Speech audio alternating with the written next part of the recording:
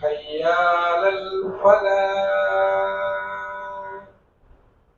الله أكبر الله أكبر. لا إله إلا الله.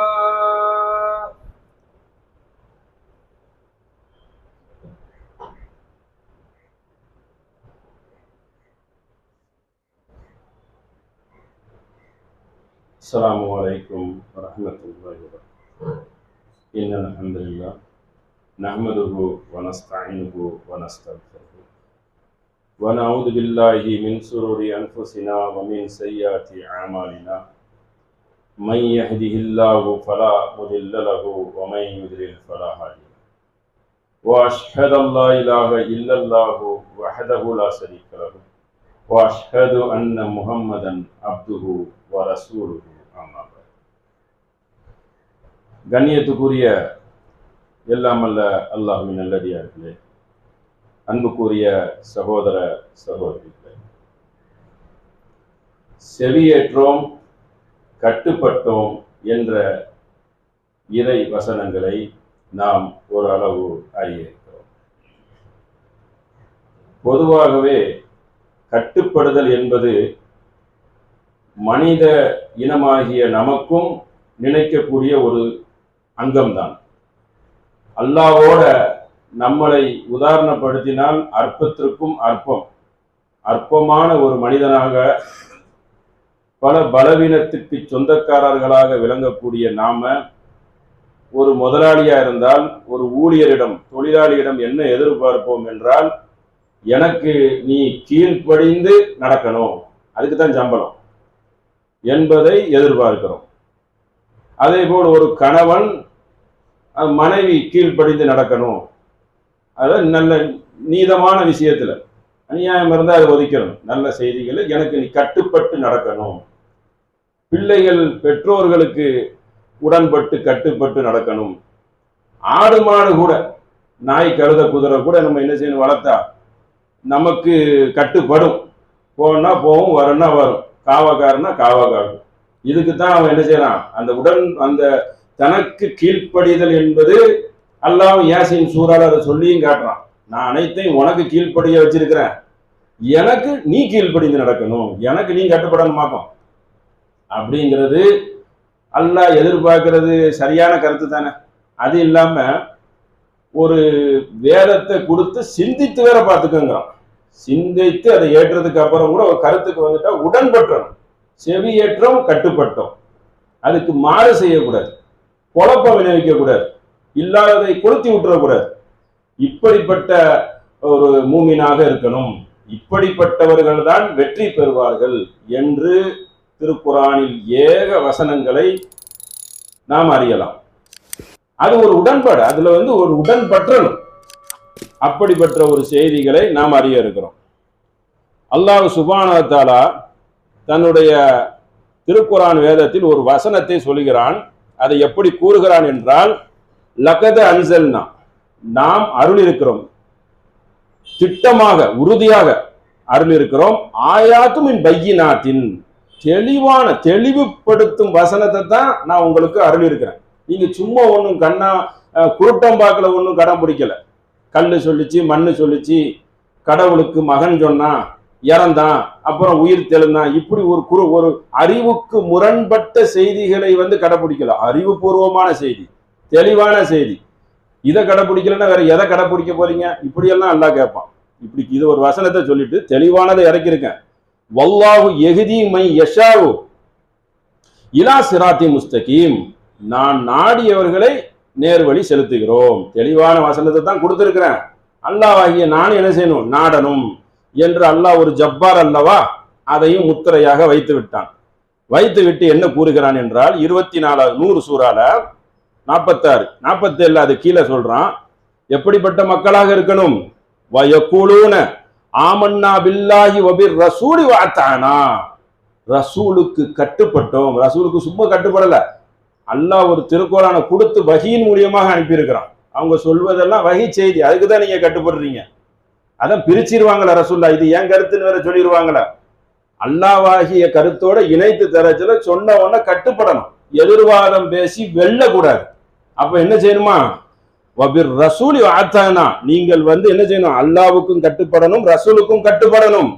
சும்மயத்த வல்லோ, நீங்கள் புறக்கணித்தால், அதை அவாய்டு பண்ணி மூஞ்ச திருப்புனா சொல்லிட்டு ஃபரிக்கும் மின்ஹும், அதை திருப்புவாங்க. யார் தெரியுமா திருப்புவாங்க, ஒரு சாரார், ஒரு கூட்டம் இருப்பாங்க.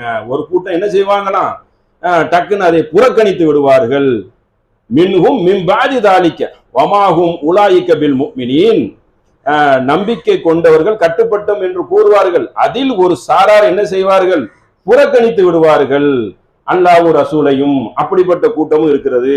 ஏன் புறக்கணிக்கிறாங்க, அதையும் அல்லாஹ் என்ன செய்யறான், விளக்குறான். எப்படி விளக்குறான் என்றால், அல்லாஹ்வும் அல்லாஹ்வுடைய தூதரும் உங்களை அழைக்கப்பட்ட போது நீங்கள் புறக்கணிக்கிறீர்கள். எப்படி புறக்கணிக்கிறீர்கள், அதுக்கு ஒரு காரணத்தை பாருங்க. வயின் யகுல்லஹுமுல் ஹக்கு வயது இலைஹி முதுஇனீன், இதுதான் முக்கியமானது. அவர்கள் உண்மை அவர்களுக்கு சாதகமாக இருந்தால் எடுத்துக்கொள்வார்கள். சாதகம் பாதகம் பார்க்கிறது, அதற்கு கட்டுப்படுவார்கள். கீழே விளக்கம் தப்சீர். உண்மைனா நமக்கு எல்லாம் சாதகமா இருக்கணும், லாபகரமா இருக்கணும். ஜக்காத் எப்படி இருக்கணும், ஒரு பொருளுக்கு ஒரு தடவை கொடுத்தா கரெக்டா இருக்குதா, கரெக்டா இருக்குல்ல, கரெக்டா இருக்கிறதான் சொல்றோம். வருஷம் வருஷம் ஒரு பொருளுக்கு கொடுங்கன்னு சொன்னா இது அதிகமா இருக்க, இது தௌஹீதுக்காரன் சொல்றானே அதுதான் சரியா இருக்குங்க கூடாது. அனைத்து சொல்லுக்கு வாங்க சொல்றாங்கன்னா குருட்டம் போக்குல சொல்லல, அல்லாஹ் இப்படிதான் சொல்லியிருக்கான். சம்பாத்தியம் பண்ற பொருளுக்கு தான் ஜக்காத்து கொடுக்கணும். இது கொடுத்தாச்சுல, 1 லட்சத்துக்கு 2.5% கொடுத்ததுக்கு அப்புறம் வருமானமே இல்லை, மிச்சம் 97,500 தான் இருக்கு. வருமானமே இல்லை ஒரு மாசத்துக்கு, அது கொடுக்க முடியாதுல்ல. அதான் நஜீஸ்ல இருந்து எடுத்தாச்சு, பிளாக்ல இருந்து ஒயிட்ட எடுத்தாச்சு, அல்ல நஜீஸ் தானேங்கிறான். அப்ப இதை நம்ம சொல்லச்சுல, இதை நிறைய பேர் ஏத்துக்கிடுவாங்க. ஏன், துட்டு பொருளாதார விஷயம் சாதகமா இருக்குது. அப்ப சாதகம் பாதகம் பார்ப்பான், யூதர்கள் மாதிரி சாதகமானதை எடுத்துக்கொள்வார்கள். சிக்கன திருமணம் ஒருத்தன் பார்ப்பான், கஞ்சக்காரனா இருப்பான், சிக்கன திருமணம் சரியாதான் இருக்குது தௌஹீதுக்காரன் சொல்றது, நாங்க சொல்லல, ரசூல் வழிகாட்டி இருக்கிறாங்க.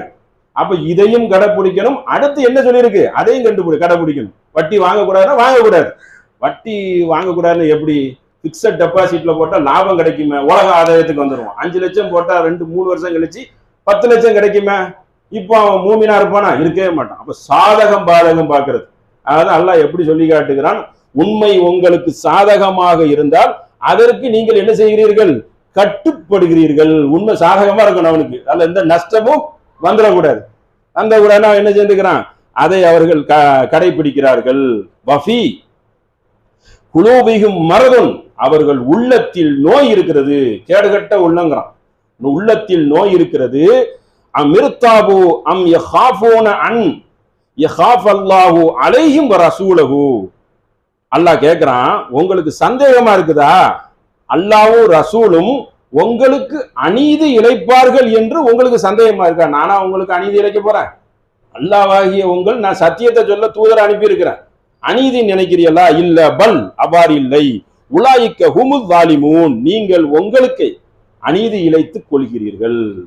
சாதகம் பாதகம் பார்த்து உங்களுக்கே நீங்க என்ன செய்றீங்க, ஒரு பகுதியை நைசா ஏத்துக்கிறது, ஒரு பகுதியை நைசா புறக்கணிச்சிடுறது. இப்படிப்பட்ட ஒரு இழிநிலை காரியத்தை செய்யக்கூடாது. இந்த யூதர்கள் தான் அதிகமாக செய்தாங்க. பல பேர் செய்வாங்க, ஆனா யூதர்களை ஒரு இனத்திலேருந்து அல்லாஹ் என்ன செய்வான், சுட்டியும் காட்டுவான். அப்ப இந்த செயலுக்கு வந்துடக்கூடாது. இதை இப்போ நன்மையே செய்யறோம், நன்மைனா தொழுவோம், ஒருத்தருக்கு உதவி செய்வோம், இதெல்லாம் அவ்வளவு ஒரு பிரச்சனை இருக்காது. தீமையை தடுங்கன்னு சொல்லச்சுல கஷ்டம், அது செய்யக்கூடாது, அதுவும் குர்ஆன்ல இருக்கு. அப்ப ரெண்டையும் சேர்த்து பின்பற்றணும். அதனாலதான் அதுல செவியேற்றோம் கட்டுப்பட்டோம் என்பது ரெண்டும் கலந்தது. அது போக அடுத்து சொல்றான் அல்லாஹ், இன்னமா கான கவுலுல் மூமினூன இதா தஅவுல்லா இலல்லாஹி வ ரசூலிஹி, அவர்கள் அல்லாஹ்வாகிய நான் தீர்ப்பு வழங்குகிறேன். எப்படிப்பட்ட தீர்ப்பு தெரியுமா, வ பைனஹும் அன் யகூலு சமிஅனா வ தஅனா, எப்படிப்பட்ட மக்களாக இருக்கணும், செவியேற்றோம் கட்டுப்பட்டோம். இந்த மாதிரி சாதகம் பாதகம் பார்க்காதீர்கள். செவியேற்றம் கட்டுப்பட்டோம் உள்ள வந்து போட்டு என்ன செய்யணும், அல்லாஹ் சொல்றான், உலாயிக்க ஹுமுல் முஃப்லிஹூன், அவர்கள் தான் முஃப்லிஹூன், வெற்றியாளர்கள். இப்படி வரணும். எல்லா விஷயத்திலையும் செவியேற்றம் கட்டுப்பட்டோன் வரணும். வந்தவர்கள் தான் யாரு, முஃப்லிஹூன். அது மாத்திரம் இல்ல, அல்லாஹ் அதை பிரிச்சு மறுபடியும் சொல்றான் பாருங்க, வமை யுத்தியல்லாஹு வ ரசூலஹு, நீங்கள் ரசூலுக்கு கட்டுப்படுங்கள், வ யஹ்ஸல்லாஹு வ அல்லாஹ்வாகிய எனக்கு அஞ்சுங்கள். பிரிச்சு சொல்றான், ரசூலா அனுப்பியிருக்கேன், எப்படி எல்லாம் பின்பற்றணும், எப்படி சாப்பிடணும், எப்படி தூங்கணும், எப்படி குடும்ப வாழ்க்கையில் ஈடுபடணும், எண்ணற்ற செய்திகளை செயல் வடிவம் கொடுப்பதற்கு ஒரு தூதரை அனுப்பியிருக்கேன் உங்கள்ல இருந்து. எனக்கு அஞ்சனும். இப்படிப்பட்ட அல்லாஹ்வாகிய எனக்கு என்ன செய்யணும்? நீங்கள் அஞ்சி கொள்ளணும். உலாயிக்க ஹுமுல் ஃபாயிசூன், அவர்கள் தான் வெற்றியாளர்கள். ஃபாயிஸ்னால் வெற்றி. அப்ப இப்படிப்பட்ட ஒரு மக்களாக இருக்கணும், கட்டுப்பட்ட மக்களாக இருக்கணும். கட்டுப்பட்டு காதுல வாங்கிட்டு ஏனாதாரமா போகக்கூடியவனா இருக்கக்கூடாது, அதை பின்பற்றவனாக இருக்கணும், எனக்கு அஞ்சக்கூடியவனாக இருக்கணும் என்பதை அல்லாஹ் என்ன செய்யறான்? ஆணித்தனமாக கூறுகிறான். குல் அத்தீஉல்லாஹு, அதே 24-54வது வசனத்துல குல் அத்தீஉல்லாஹு வ அத்தீஉர் ரசூல், அல்லாஹ்வுக்கு கட்டுப்படுங்கள், அல்லாஹ்வை தூதருக்கு கட்டுப்படுங்கள் என கூறுவீராக.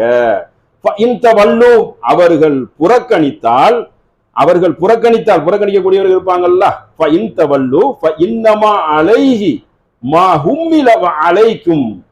அவர்கள் சுமந்தது அவர்களுக்கு, அவர்கள் என்னத்தெல்லாம் கெட்டதை சுமக்கிறது, அலைக்கும் அவர்களுக்கு,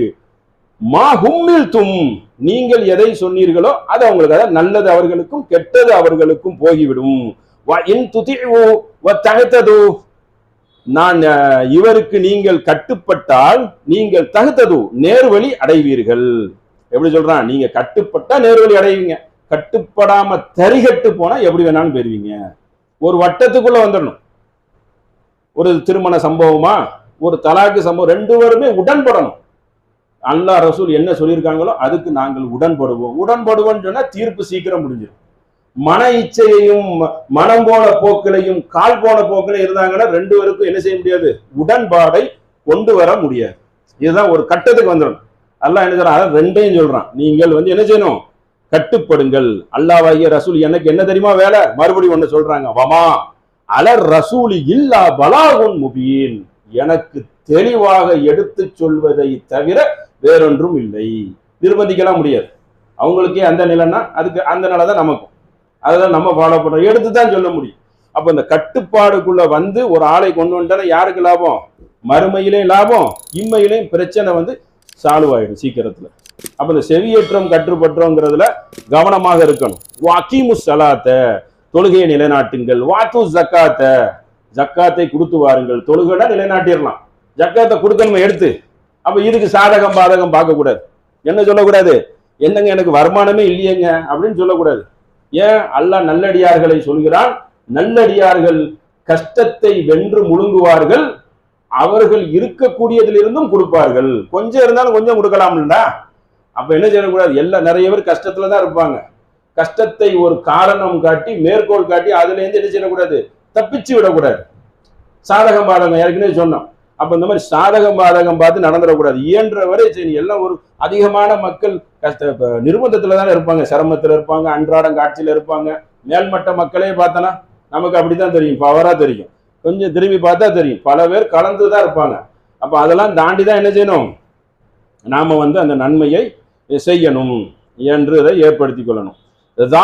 அன்னகும் இத்தபியு மா அஸ்ஹதல்லாஹு வ கரிஹு, அல்லாஹு உடைய கோபத்தை ஏற்படுத்தக்கூடிய காரியத்தை நீங்கள் செய்து விடாதீர்கள். வருதுவானும், அவன் திருப்தியை நீங்கள் பெற்றுக் கொள்ளுங்கள். அவனுக்கு பிடித்த காரியத்தை பண்ணுங்கள், பண்ணாம விட்டுறாதீங்க. விட்டுட்டா என்ன தெரியுமா ஆகும்? அகுபத்த ஆமாலகும், இதான் முக்கியம். உங்களுடைய அமல்கள் எல்லாம் அழிந்து விடும்ல. இப்போ நன்மையை சேர்ந்துட்டு குஃபுர் பக்கம் போயிட்டா நன்மை அடைஞ்சிடும். சரி, குஃபுர் பக்கம் போகல, நன்மையே சேர்ந்துட்டான். வேற தீமை சேர்ந்தாலும் அடுத்தவனை ஏமாத்துறது, புறம் பேசுறதுனால இந்த நன்மையை தூக்கி எல்லாம் அங்க போட்டுருவானே. அதனாலதான் எப்படி சொல்லுகிறான்? அகுபத்த, உங்களுடைய நன்மையை நீங்கள் அழித்துக் கொள்ளாதீர்கள். சேமித்து வச்ச நன்மையெல்லாம் நாசமா போயிரும். அதனால கட்டுப்படுங்கள் என்று அல்லாஹ் என்ன செய்றான்? நீங்கள் கபட நாடகங்கள் ஆடாதீர்கள். கீழே சொல்றான் பாருங்க, மரதுன், உங்கள் உள்ளத்தில் நோய் இருக்கிறது. யாருடைய உள்ளங்களில் நோய் இருக்கிறதோ அதுகானகும், எப்படிப்பட்ட வார்த்தை? அல்லாஹ் அந்த நோய் உள்ளவர்களை, கபட நாடகம் ஆடக்கூடியவர்களை வெளிகாட்ட மாட்டான் என்று நினைத்து கொண்டீர்களா? அம்ஹசப, கேள்விக்குறி. அப்படி நினைச்சுக்கிட்டீங்களா? வெளியே கொண்டு வந்துருவேன், ஒழுங்கா நடந்துக்கிறங்க. யா அய்யுஹல்லதீன ஆமனு, அதுக்கப்புறம் அழைக்கிறான், நம்பிக்கை கொண்ட மக்களே அத்தீஉல்லாஹு வ அத்தீஉ ரசூல், அதனால நீங்க கட்டுப்படுங்க. ஒழுங்கா கட்டுப்பட்டா ஒழுங்கா வந்துருவல்ல. நடிக்க மாட்டேன், நாடகம் ஆட மாட்டேன், ஏமாத்த மாட்டேன், பித்தராட்டம் பண்ண மாட்டேன், சாதகம் பாதகம் பார்க்க மாட்டேன், எதையாவது உதாரணம் காட்டி தப்பித்து கொள்ள பார்க்க மாட்டேன். இதெல்லாம் என்ன எதுக்கு சொல்றேன்? அடுத்தடுத்து கட்டுப்படுங்க கட்டுப்படுங்க ஒரு தடவை சொன்னா போதுமா? அடுத்தடுத்து வருது. இதுவே ஏக வசனமா வந்துகிட்டு இருக்கு. கட்டுப்படுங்கள், உங்களை நீங்களே ஏமாத்தி கொள்ளாதீர்கள், தங்களுக்கு தாங்களே அநீதி இழைத்துக் கொள்ளாதீர்கள் என்றெல்லாம் மேற்கோள் காட்டி அல்லாஹ் என்ன சொல்ற, நம்பிக்கை கொண்டோரே கட்டுப்படுங்கள் நீங்கள். அதையும் சொல்லிட்டு அத்தீஉ ரசூலு வலா துபித்திலு அமாலுக்கும், உங்கள் அமால் உங்களுடைய நன்மைகளை நீங்கள் பாழாக்கி விடாதீர்கள். ஒரு பக்கம் அல்லாஹ் அழித்து விடாதீர்கள்ங்கிறான், அழிச்சிடுவேன், அதான் நானாகிவே அழிச்சிடுவேன், நீங்க நாசம் செய்துட்டா உங்க நன்மை எல்லாம் வேஸ்ட் ஆகி போயிடும். இன்னொரு பக்கம் என்ன சொல்றான், தூதருக்கு கட்டுப்படுங்கள், உங்கள் செயல்களை வஅமாலக்கும் வலா துபித்திலு, அதை நீங்கள் நாசம் செய்து விடாதீர்கள் என்று அல்லாஹ் என்ன செய்யறான், நமக்கு எச்சரிக்கையாக சொல்லி காட்டுகிறான். எனக்கு நீங்கள் கட்டுப்படுங்கள் கட்டுப்படுங்கள்.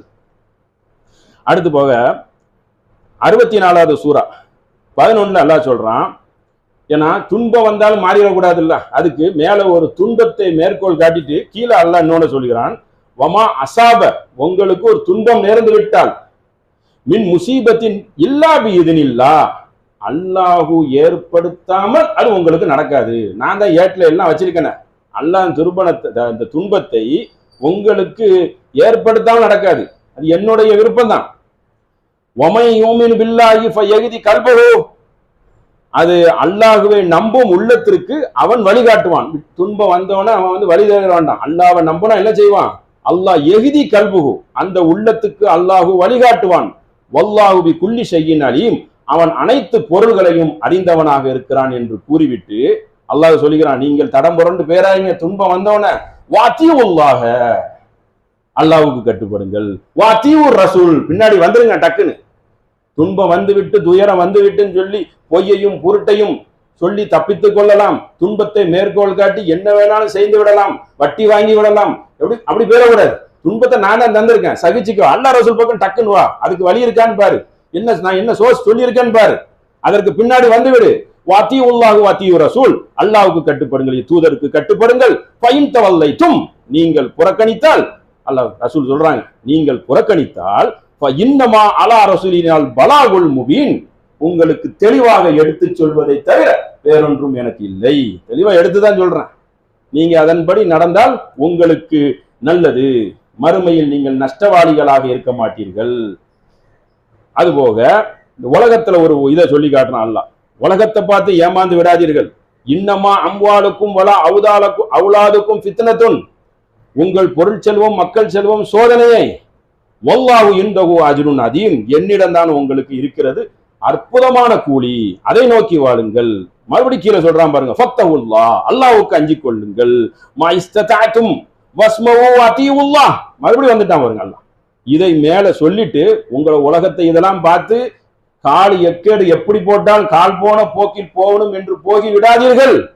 எப்படி போகணுமா, வஸ்மவு, எனக்கு அஞ்சுங்கள், வஸ்மவு, நீங்கள் கட்டுப்படுங்கள், வஅன்ஃபிகு, செலவிடுங்கள், ஹைரும் லி அன்ஃபுசிக்கும், நல்வழியில் நீங்கள் செலவிடுங்கள், கஞ்சத்தனத்தை செய்து விடாதீர்கள் என்று அல்லாஹ் என்ன செய்யறான், நமக்கு கட்டளை எடுக்கிறான். வமை யூகி வஸஹ நஃப்ஸஹு ஃபஉலாயிக ஹுமுல் முஃப்லிஹூன், அவர்களே வெற்றியாளர்கள், அவர்களுக்குத்தான் சொர்க்க சோலையில் ஜொலிப்பார்கள் என்று அல்லாஹ் என்ன செய்யறான், நமக்கு அடுத்தடுத்து இந்த கட்டுப்படுதலை சொல்லுகிறான். கட்டுப்படுதல் என்றது அடிப்படையில கட்டுப்பட்டணும், முரண்பட்டுக்கிட்டே இருக்கக்கூடாது.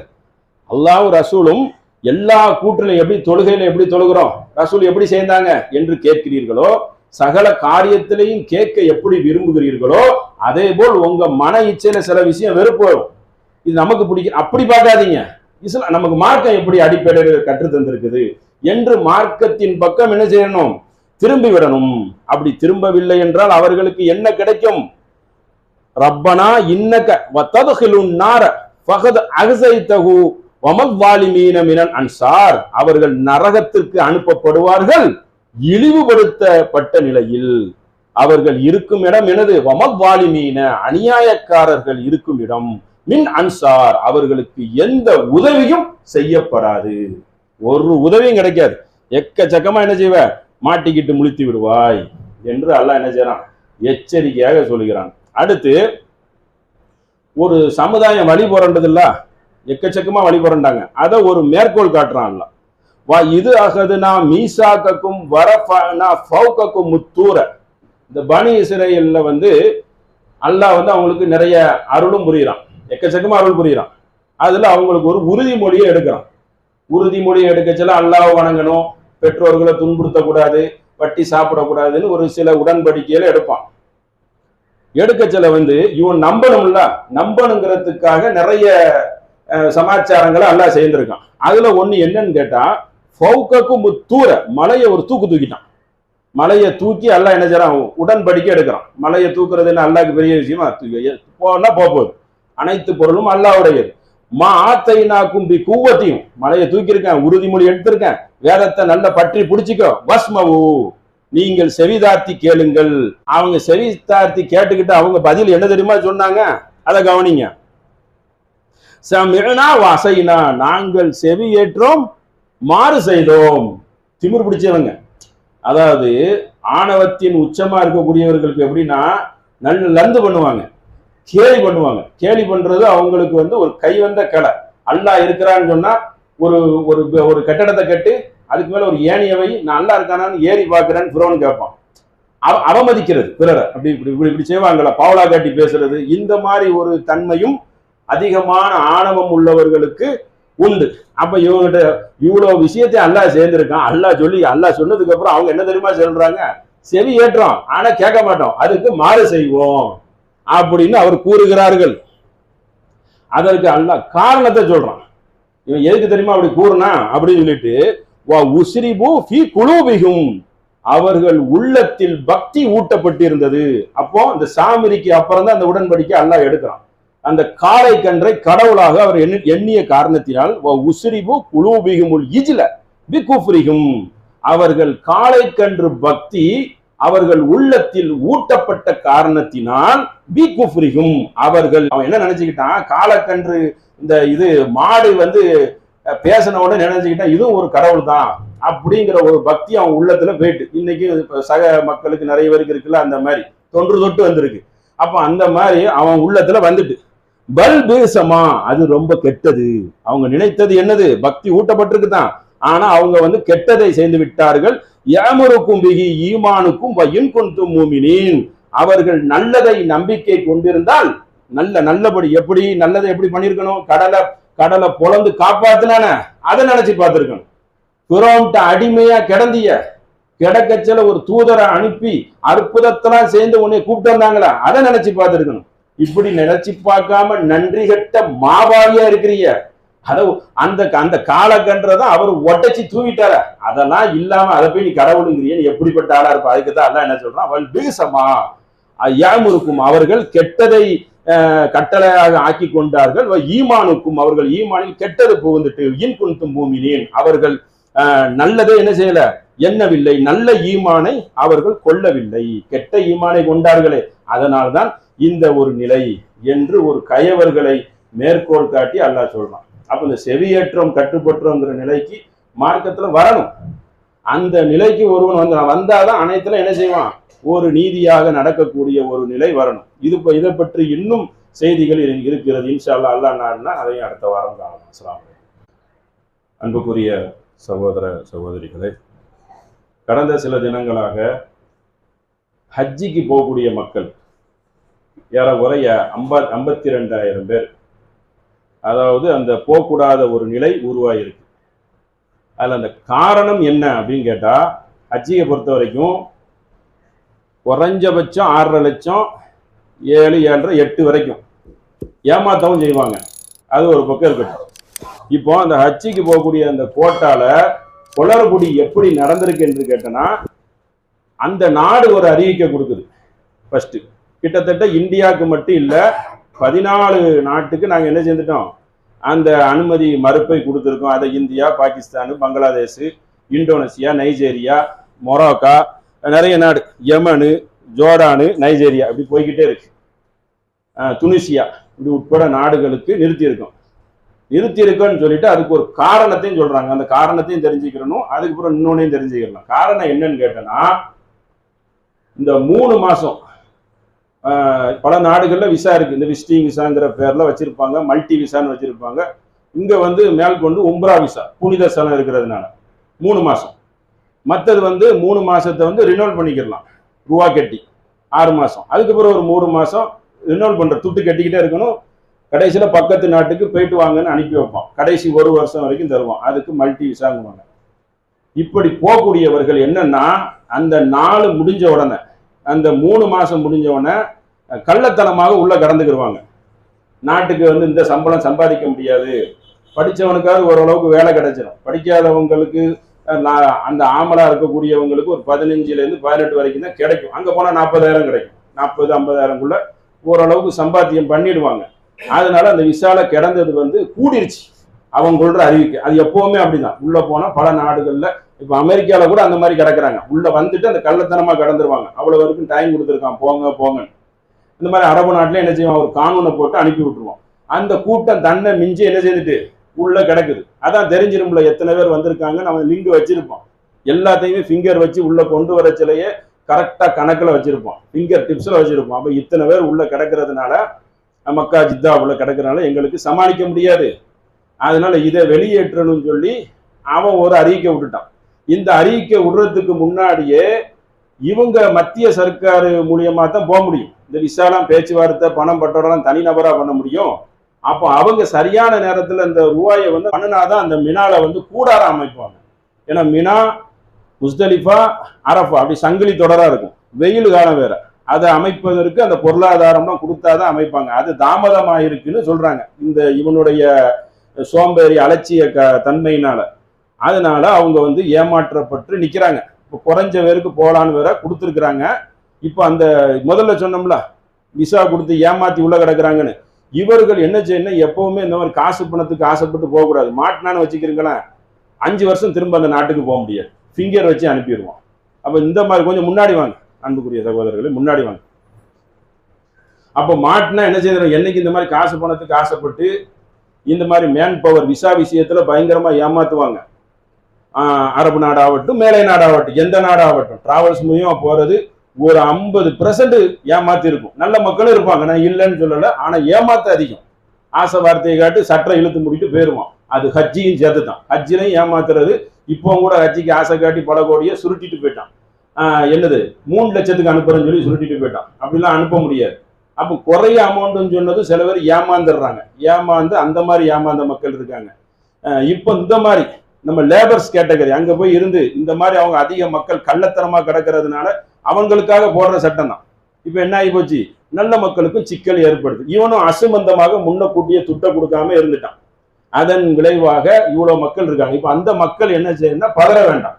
ஏன்னா இன்னமல் அமால் பின்னியத். இப்போ அவங்க ஹஜ்ஜே செய்யலைனாலும் ஹஜ்ஜி செய்த கூலியை அல்லாஹ் கொடுப்பான். போருக்கே போகாம நல்லெண்ணத்தோட போர் செய்யாம அங்க இருந்தாங்க. அப்போ நபி ஸல்லல்லாஹு அலைஹி வஸல்லம் என்ன சொல்றாங்க, போர் செய்த கூலி அவங்களுக்கு கிடைச்சிரும்.